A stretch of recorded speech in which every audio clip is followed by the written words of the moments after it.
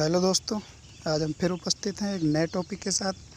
आज का टॉपिक है अनुवर्ती संख्याएं, पूर्ववर्ती संख्याएं, संख्या, संख्यांक, स्थानीय मान और विभाज्यता के नियम इत्यादि। आइए शुरू करते हैं।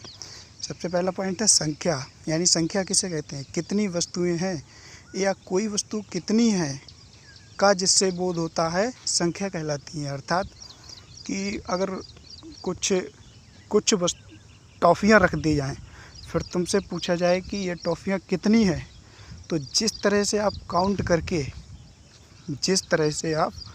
काउंट करके उस व्यक्ति को बताएंगे कि ये इतनी है, तो उसमें प्रयुक्त हुए अंकों को ही संख्या कहते हैं। समझ रहे हैं? तो उसमें प्रयुक्त हुए अंकों से बना एक समूह संख्या कहलाता है। जैसे अगर एक डिब्बे में 40 टॉफ़ियाँ हैं, तो आपसे पूछा जा रहा है कि इसमें कितनी टॉफ़ियाँ हैं, संख्या बताइए, तो आप उसे काउंट करेंगे और 40 यानी 4 और 0 का समूह बनेगा, वही समूह संख्या कहलाएगा। यानी टॉफ़ियाँ कितनी हैं? 40।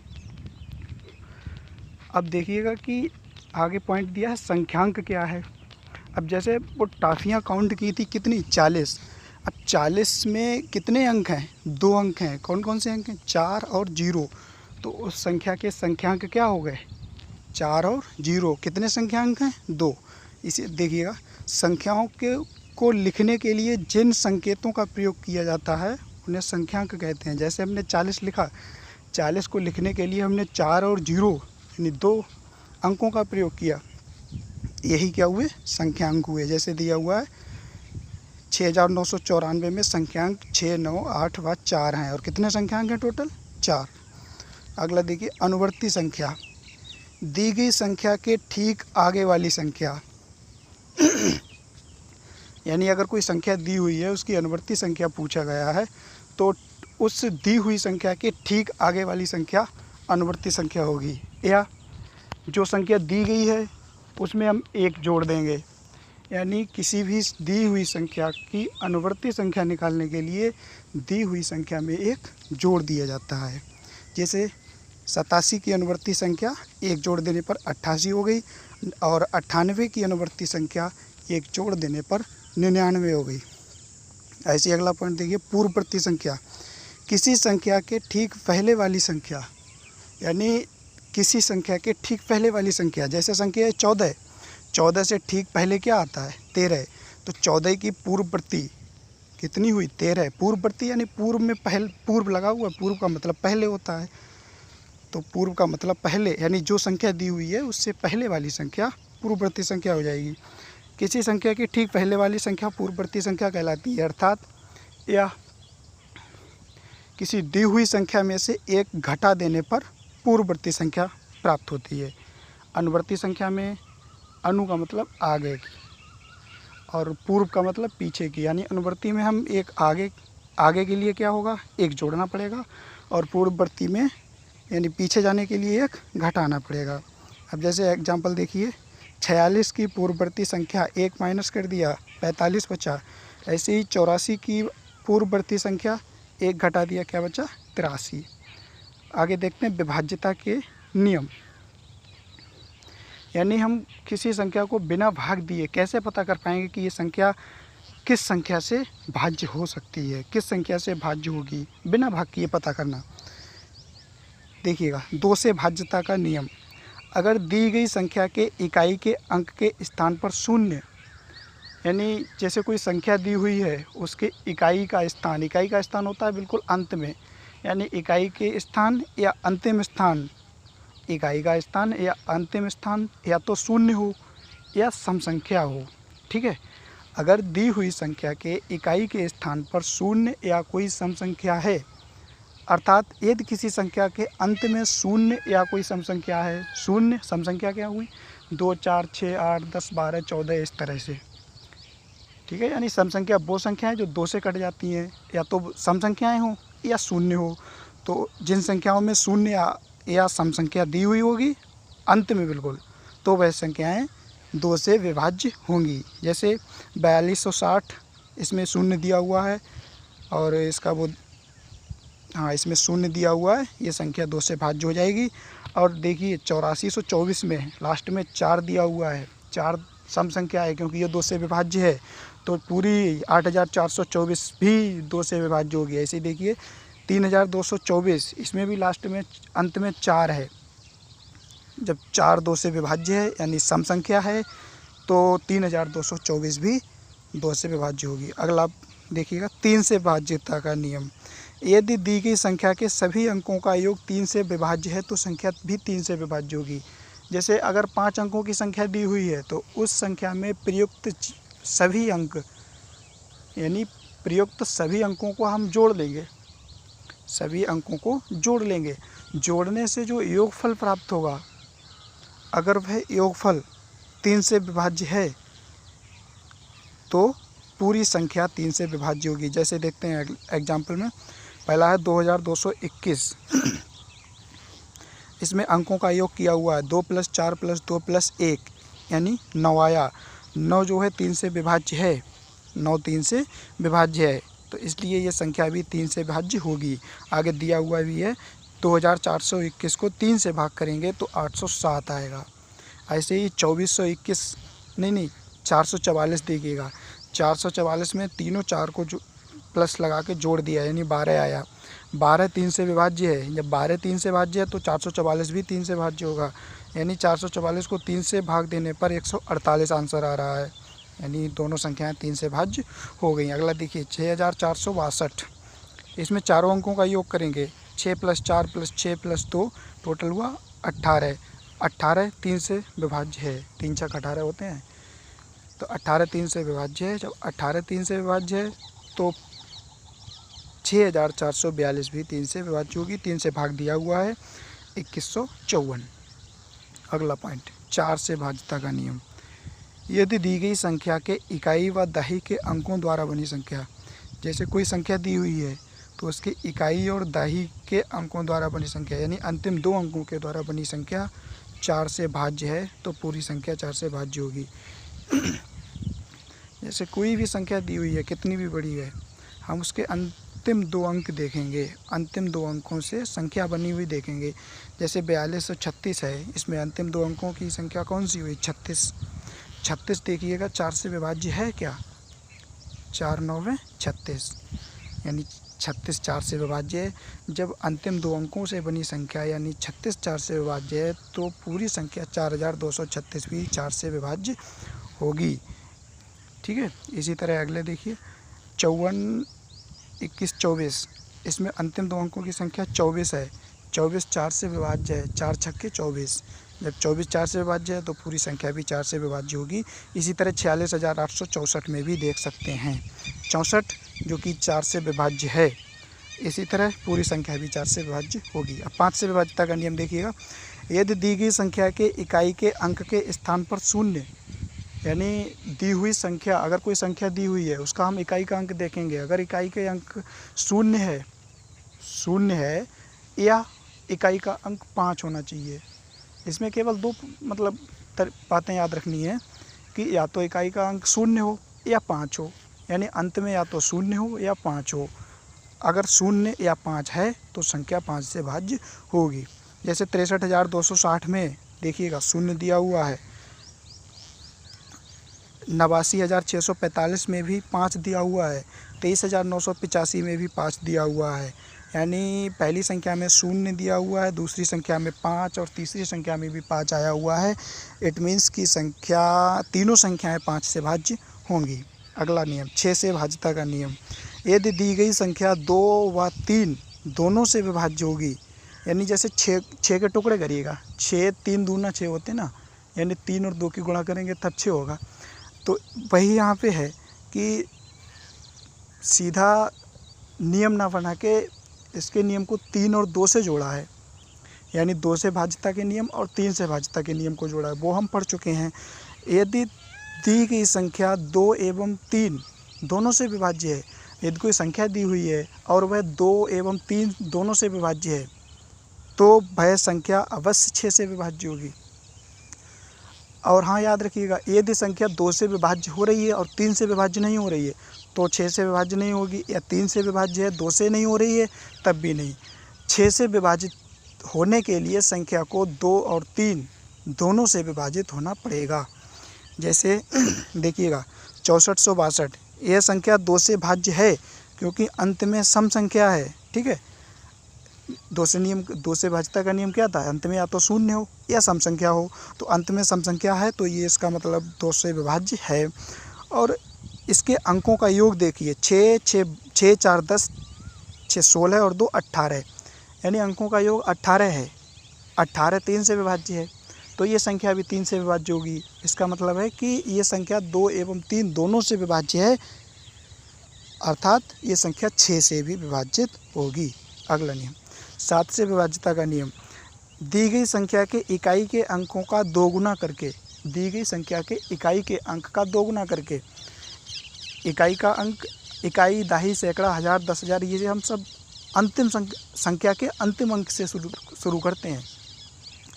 तो यानी इकाई का अंक कहा गया है, इकाई के अंक का मतलब बिल्कुल अंतिम अंक, यानी दी हुई संख्या के इकाई के अंक या अंतिम अंक का दोगुना करके। ठीक है, हम क्या करेंगे, इकाई के अंक को देख लेंगे कितना है। जैसे 343 है, हम इकाई का अंक देख ले रहे कितना है, 3 है, अंत में 3 है। अब 3 को छोड़ के देखिए कि स्टार्टिंग के 2 अंकों से टोटल 3 अंक हैं, इसमें अंतिम हम अंक यानी इकाई का अंक हमने छिपा लिया, यानी 3 का दोगुना कर लो, 6 हो गया। अब इकाई को छोड़कर बाकी अंकों से बची संख्या कितनी बची, 34 बची। 34 में से 6 को घटा दिया जाएगा। यही नियम में दिया हुआ है कि यदि दी गई संख्या के इकाई के अंक का दोगुना करके शेष अंकों से बनी संख्या में से दोगुने मान को घटाने पर यदि घटाने के बाद बची संख्या 7 से विभाज्य है तो निश्चित ही दी गई पूरी संख्या 7 से भाज्य होगी। जैसे 343 में इकाई का अंक 3 हो गया, अब इकाई के अंक का दोगुना किया हमने, वो 6 आया। अब इकाई को छोड़कर शेष अंकों की बची संख्या बराबर 34। अब नियमानुसार, नियम में क्या दिया हुआ है कि जो है शेष अंकों से बची संख्या में से इकाई के अंक के दोगुने को घटा दिया जाएगा, यानी 34 माइनस 4 बराबर 28 बचा। 28 7 से विभाज्य है क्योंकि 7 चौक 28 होता है, 28 7 से विभाज्य है। जब 28 7 से विभाज्य है तो 343 भी 7 से विभाज्य होगी। अगला देखिए 8 से भाज्यता का नियम, यदि दी गई संख्या के अंतिम 3 अंकों से बनी संख्या 8 से भाज्य है तो वह पूरी संख्या 8 से भाज्य होगी। यानी यदि कोई संख्या दी हुई है तो हम उसके अंतिम 3 अंकों से बनी हुई संख्या को देखेंगे। अगर अंतिम 3 अंकों से बनी हुई संख्या 8 से विभाज्य है तो पूरी संख्या, तो दी हुई पूरी संख्या 8 से विभाज्य होगी। जैसे इसमें ये संख्या दी हुई है एग्जाम्पल में 23 62 48, अंतिम 3 अंकों की संख्या होगी 248। ठीक है, तो 248 को हम देखेंगे कितने से विभाज्य हो रही है, 2 से 48। 248 को देखिएगा 8 से विभाज्य हो रहा है, नहीं हो रहा, हो रहा है। जब 248 यानी अंतिम 3 अंकों से बनी संख्या 8 से विभाज्य है तो पूरी संख्या यानी 23 62 48 भी 23 62 48 भी 8 से विभाज्य होगी। इसमें थोड़ा गलती हो गई है, 23 62 48 यानी 2 नहीं लिखा गया है। ठीक है, ध्यान रखिएगा। अगले नियम 9 से भाज्यता का नियम, यदि दी गई संख्या के सभी अंकों का योग 9 से विभाज्य है तो वह पूरी संख्या 9 से विभाज्य होगी। यानी जैसे संख्या में कोई संख्या दी हुई, ये नियम है 3 की तरह। जैसे 3 में भी दिए गए अंकों मतलब को है दिए गए अंकों का जोड़ 3 से विभाज्य होना चाहिए, वही यहाँ पे है कि दिए हुए सभी अंकों का योग अगर 9 से भाज्य है तो संख्या भी 9 से भाज्य होगी। जैसे 36 25 65 अंकों का योग हो गया, 3 + 6 + 2 + 5 + 6 + 5 = 27। कितना आंसर है, मतलब अंकों का योग कितना है, 27। अब 27 देखिएगा 9 से विभाज्य है, 9 × 27, तो जब 27 9 से विभाज्य है तो संख्या भी 9 से विभाज्य होगी। अब 11 से भाज्यता का नियम देखिएगा, यदि दी गई संख्या के विषम अंक, अब हम समंक और विषम अंक देखेंगे।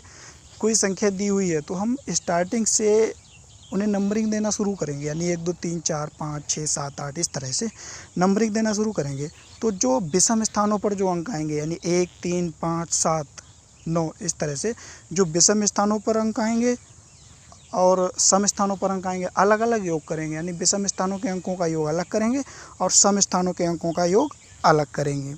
फिर हम उन दोनों यानी सम और विषम स्थानों के अंकों के योगों को आपस में घटाएंगे। ठीक है, योगों को आपस में घटाएंगे, यानी जो बड़ी संख्या है, जो योगफल बड़ा आया हो, बड़े में से छोटा घटा दिया जाएगा। जैसे 29 32 60 है, तो इसमें देखिएगा सम, पहले सम का योग, सम अंकों का योग किया गया है। 9 जो है सम पर है, 2 सम पर है और 3 सम पर है, यानी इनका स्थान है 2 4 6, तो हमने ये जोड़े तो इनका योग आया 11 और विषम अंकों का भी योग आया 11। आगे हम पहले पूरा नियम पढ़ लेते हैं। यदि दिए गए विषम स्थानों के अंकों तथा सम स्थानों के अंकों के योगों का अंतर या तो शून्य होना चाहिए या 11 से विभाज्य होना चाहिए, यानी सम एवं विषम स्थानों के अंकों के योगों का अंतर यदि शून्य हो या 11 से विभाज्य हो तो वह पूरी संख्या 11 से विभाज्य होगी। जैसे कि हमने अभी 29 32 60 वाले में सम अंकों का योग 11 आया, विषम अंकों का योग 11 आया। अब योगों का अंतर करेंगे, 11 - 11 बराबर 0 आ गया। जब 0 आ गया इट मीन्स की संख्या, दी गई संख्या 11 से विभाज्य है। आगे देखिए 49 48 57, इसमें सम अंकों का योग आया है, सम अंक हैं 9 8 और 7, जोड़ इनका योग हुआ 24। विषम अंक 4 4 5 यानी 13, योगों का अंतर 24 - 13 यानी कि 11। 11 से विभाज्य है, तो ये संख्या भी 11 से विभाज्य होगी। आगे देखते हैं स्थानीय मान। स्थानीय मान किसे कहते हैं? किसी संख्या में उसके प्रत्येक अंक का अपने स्थान के संगत एक मान होता है। यानी कोई संख्या दी हुई है, हमें कैसे पता लगता है कि 24,648, 24,000 तो तभी पता लगता है ना कि जब ये हम इकाई दही करते हैं तब देखते हैं कि ये 10,000 के स्थान पर आ रहा है। और 648 यानी 600 को 600 क्यों कहा गया है? क्योंकि ये सैकड़ा के स्थान पर आता है। तो इसी तरह है कि किसी संख्या में उसके प्रत्येक अंक का अपने स्थान के संगत एक मान होता है, उसे ही उसका यानी संख्या का स्थानीय मान कहा जाता है। अर्थात जिस स्थान पर संख्या है उस स्थान पर उसका मान कितना है, यह बताना स्थानीय मान है। यानी किसी संख्या में जो अंक दिया हुआ है, किसी स्थान पर कोई अंक है तो उस स्थान पर उस अंक का मान कितना है, यह बताना ही स्थानीय मान है। अब जैसे हमने इकाई दही को समझाया है, 9 8 7 6 5 4 3 इस तरह से लिख लिया। अब इकाई दही पीछे से मतलब अंतिम अंक से शुरू की जाती है, तो इकाई दही, सैकड़ा, हज़ार, 10,000, लाख, 10 लाख। अब इन सभी स्थानों का मान भी दिया हुआ। इकाई के स्थान का मान कितना होता है? 1, दही के 10, सैकड़ा के स्थान का मान 100, हज़ार का 1000, 10,000 10,000। ठीक है, इस तरह से। अब आगे स्थानीय मान को निकालने की तरीका देखते हैं कि किस तरह से निकाला जाता है। उपरोक्त सारणी में 3 का स्थानीय मान, यानी जो सारणी दी हुई है उसमें हम 3 का स्थानीय मान निकाल लें। 3 अंत में है ना, बिल्कुल। तो 3 का स्थानीय मान देखिएगा। स्थानीय मान किसी भी संख्या का निकालना है तो हम, एक सूत्र है, मतलब है नहीं, बनाया गया है कि स्थानीय मान बराबर संख्या गुणा संख्या का स्थान। ये हमने संख्या के स्थान दर्शाए हैं कि इकाई का 1, दही का 10, सैकड़ा का 100, हज़ार का 1000, इस तरह से ये याद रखना। तभी स्थानीय मान बराबर संख्या गुणा संख्या का स्थान, यानी संख्या कितनी है? 3, और संख्या का स्थान क्या है? इकाई। अब इकाई के लिए मान कितना है? 1, यानी 3 गुणा 1 बराबर 3। आगे देखते हैं 4 का स्थानीय मान। उसी टेबल से संख्या गुणा संख्या का स्थान, संख्या है 4, स्थान है दही, दही का मान 10, यानी 4 गुणा 10 बराबर 40। 5 का स्थानीय मान, संख्या गुणा संख्या का स्थान, 5 गुणा सैकड़ा, 5 गुणा सैकड़ा, सैकड़े का मान 100, यानी 5 गुणा 100 बराबर 500। ऐसे ही 6 का स्थानीय मान बराबर 6 गुणा 1000 बराबर 6 गुणा 1000 का स्थान एक मान होता है 1000। तो इससे गुणा हो गया 6000 आ गया। इसी प्रकार 8 का स्थानीय मान देख लेंगे, 8 गुणा 1 लाख बराबर 8 लाख। इसका एक तरीका और होता है, यानी यदि दी गई संख्या में जिस अंक का स्थानीय मान निकालना होता है उस संख्या को लिखकर उसके आगे जितने अंक हों उतने शून्य लगा दिए जाते हैं। जैसे कोई संख्या दी हुई है, उसमें हमें किसी एक अंक का स्थानीय मान निकालना है, तो जिस अंक का स्थानीय मान निकालना है उस अंक को लिखेंगे और उस अंक के आगे जितने भी अंक होंगे उतने ही शून्य लगा देंगे। जैसे देखिएगा 23,645 में 3 का स्थानीय मान निकाल रहे हैं, तो 3 लिखे, 3 के आगे कितने अंक हैं, 3 अंक हैं, तो 3 जीरो लगा दिए। अगले 2 का स्थानीय मान देखते हैं। 2 का स्थानीय मान 20,000, यानी 2 के आगे कितने जीरो लगाए गए हैं, 4, क्योंकि 2 के आगे 4 अंक हैं। ठीक है, उम्मीद है कि स्थानीय मान वगैरह आज जो समझाया वो क्लियर हुआ होगा। धन्यवाद।